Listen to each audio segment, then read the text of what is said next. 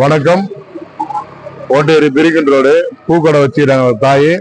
இவங்க குறைஞ்சபட்சம் எனக்கு தெரிஞ்சு 20-25 வருஷமா பூக்கடை வச்சுக்கிறாங்க.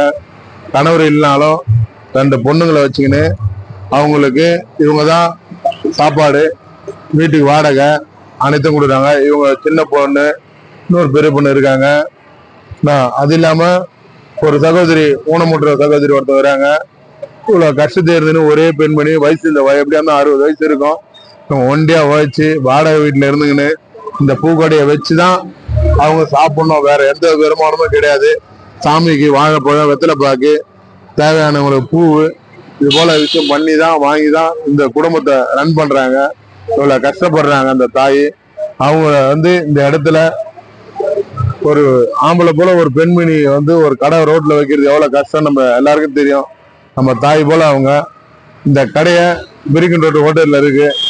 இவங்களுக்கு யாருன்னா நம்மளை போல நல்லவங்க இந்த வீடியோ பார்க்குறவங்க உதவி பண்றதுன்னா பிஎஸ் பாண்டியன் கடைக்கு கீழே வாசல்ல இருக்குது. இவங்களுக்கு எதனா உதவி செய்யுதுன்னா செய்யலாம். 3 பொண்ணு, பையனே இல்லை அவங்களுக்கு.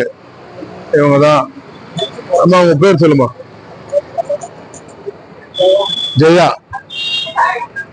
கணவர் இல்லாம, புள்ள இல்லாம, ஒரே பொம்பளை பிள்ளை, 3 பொட்டை புள்ள கஷ்டப்படுறாங்க. கூட அவங்க பொண்ணு இது 3ஆவது பொண்ணா 2ஆவது பொண்ணா? 2ஆவது பொண்ணு. 3ஆவது பொண்ணு தான் உடம்பு சரியில்லை குழந்தை. அவங்க வரும் எல்லா பூக்கடையும் பார்த்துருப்போம். இவங்க பூக்கடையில பாருங்க, சும்மா ஒரு 200-300 ரூபாய்க்கு தான் அவங்களால வாங்க முடிஞ்சது. இந்த பக்கம் வர்றவங்க நம்ம அம்மாவுக்கு எதனா உதவி செய்யறவங்க உதவி செய்யலாம். ஜெயா பூக்கடை இது. பிஎஸ் பாண்டிய கடைக்கு வாசல்லே வச்சிருப்பாங்க. ஓரத்துல உதவி பண்ணுங்க, அவங்களுக்கு சப்போர்ட் பண்ணுங்க. வாடகை கூட கட்ட முடியாத சூழ்நிலை இருக்கிறாங்க.